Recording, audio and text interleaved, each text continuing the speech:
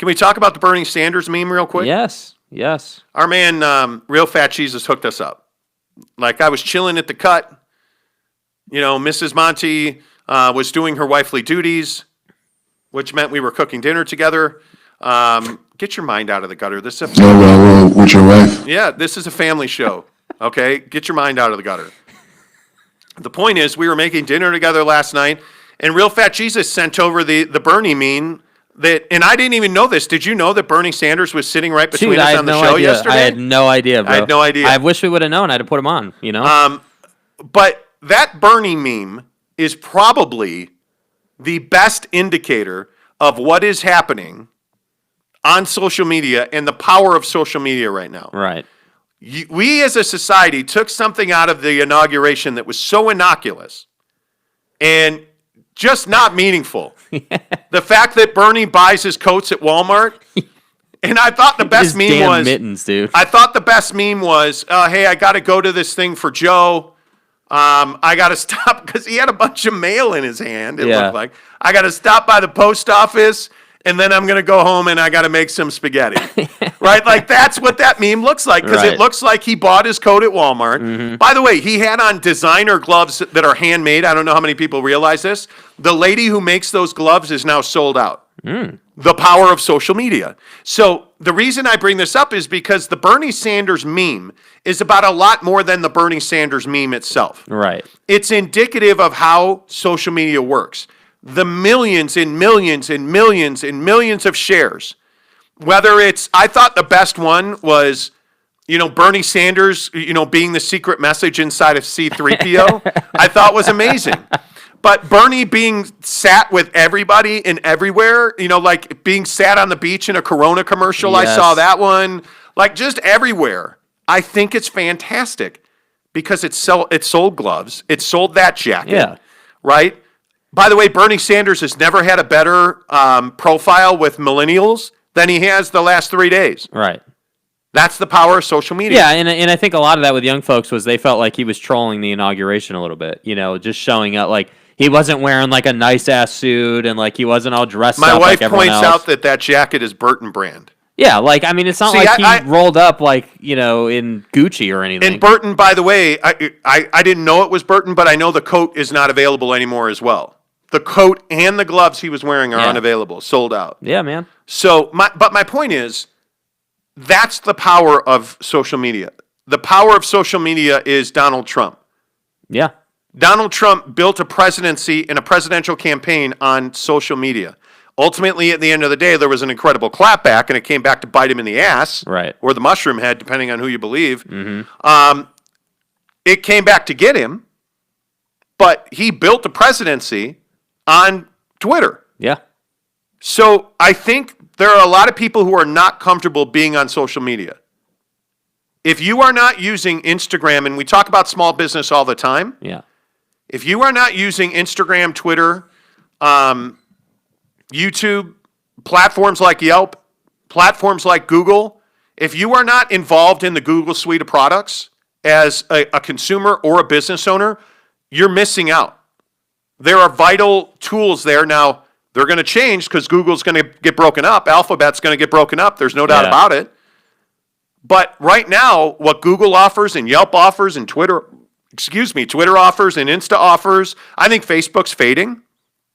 I would agree. I think the Facebook is where you go to put an ad and where you don't go so you avoid ads. And your cousin Edna's family reunion, you want to see those pictures, go to Facebook, right? When you want to truly interact on a personal level with people, you go to Twitter or Instagram. Yeah. And really on that personal interaction, it's Instagram. When you want to spout out, and be a Twitter tough guy, you go to Twitter. Dude, Twitter tough guys, though. Right? I mean, dude, come on. But that's the power of social media. And I don't think that should be lost on people. And I think if we learned anything out of Joe Biden's inauguration, the Bernie Sanders meme is the biggest lesson of all. Well, and I think the thing for me is like the power of social media can go both ways. I mean, every single day it felt like for the last 4 years we were hearing about Trump tweeted some ridiculous thing and then that got shared a gazillion times. Your mom, his cousin. Yeah, dude, come on, man. Like, dude, these are all, what he's tweeting is not true. But then, So you feel negative about that, but then the Bernie thing happens, and it's the laugh we all needed because we were seeing it all over every platform. But it's not that what he tweeted wasn't true. It is true that all he tweeted usually was lies. The power of social media meant it was true. Right. They were lies that then morphed into truth, which is why we have QAnon, which is why we have Proud Boys, which is why we had an insurrection and a coup attempt at the Capitol. Right. Where did all that go? That went to Parler and Twitter. There are over 130 people now in FBI custody because of social media. Yeah. Yeah. Not only did they plan and execute the insurrection, well, they also videotaped themselves and posted it on Instagram, Twitter, and Facebook. Idiots. Now there's over 130 people, and this is not an exaggeration. There's 139 people or something like that, Right. in FBI custody, and 99% of those are being prosecuted based on their own social media postings. Yeah.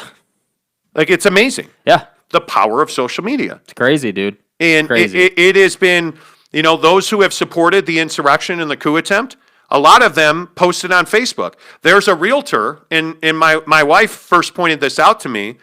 This realtor was begging Donald Trump for a pardon because she's now a felon and she cannot have a real estate license. I don't know how many people realize this. Misdemeanor or felony, if you are charged with a misdemeanor or a felony, your real estate license is immediately suspended. Yeah. Until it's adjudicated.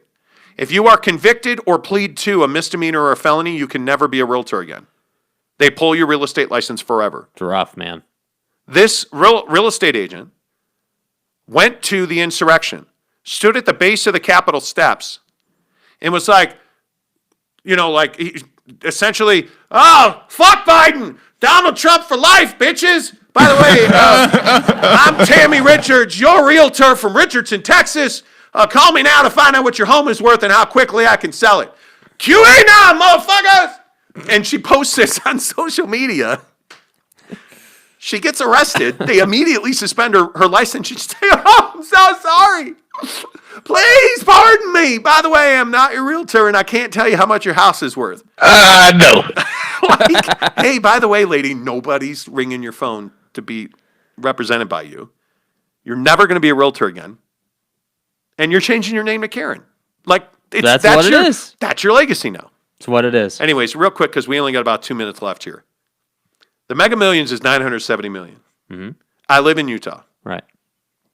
So I drive to Evanston in downpouring rain and snow tonight to make sure that I get probably $50-$60 worth of Mega Millions tickets so I can be a $970 millionaire, which at the end of the day is $450 or $465 million. Oh, those taxes. What a bummer. Oh, you don't want your $465 million? I'll take it. Just go ahead and, you don't want to pay those taxes? Just hand them over to me. Yeah. Right? First thing you're doing if you win the Mega Millions. Well, you won't go with us, so you're not going to get a ticket. But first thing you do if why you win. Gotta hate? See, why you got to do that? Hey, man. Mo Bettas is calling. What's the first thing you're doing if you win the Mega Millions? Opening a business, turning that money into more money. You know what I'm doing the first thing? Nothing different. I'm not telling a soul. Mm-hmm. I'm not quitting my job. I am probably hiring a lawyer, and I already have a financial planner. I'm calling my financial planner. And I'm going to keep it status quo. I'm not telling my friends. I'm not telling my family. Now, when I tell you, hey, we've talked about this, and the thing that I think we'd probably do is we wouldn't tell anybody. Like, we keep doing the podcast. Mm-hmm. We might buy some people some things. We might help some people with some things. Mm-hmm. But if I win the Mega Millions and you call me and you're like, hey, bro, we're best friends. Remember me from third grade? Nope. No. I'm not giving you money. If you call me and ask me, I'm not doing it. Right. I'm just not. Right. And you know what? This is probably going to come off harsh. I'm not tithing a penny of it. I'm not giving my money away. Right? I will be debt free. I will open multiple small businesses. Mm-hmm. I will have probably 2 homes. Right. I will probably have 6 or 7 cars. Right. And at that point, if you win $400 million, right, If you walk away with $400 million, I don't care what my wife says. I'm going to have 5-6 cars. Because it's all part of the plan. I will likely build a custom home that'll be no more than 3,000 square feet. That's the square footage of the garage, by the way. But anyway, the point is, I'm not going to have some big-ass house. I'm not going to live some luxurious lifestyle. Frankly, I have a beautiful townhome that I would probably renovate, and I wouldn't change a thing. Right. Honestly.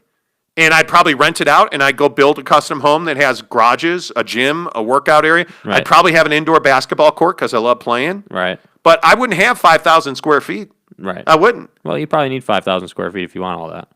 Yeah, but my point, no. My point is like livable space. Right. I don't understand people who are like, oh, we're 67 years old and we've won the lottery. Let's go build 10,000 square feet and have 18 bathrooms that the Secret Service can't use. If you guys ever want to kick it, we'll flow. It just, kick it, we'll flow. Like, it's just not normal. Right. It's not normal. So, Right. I don't know, man.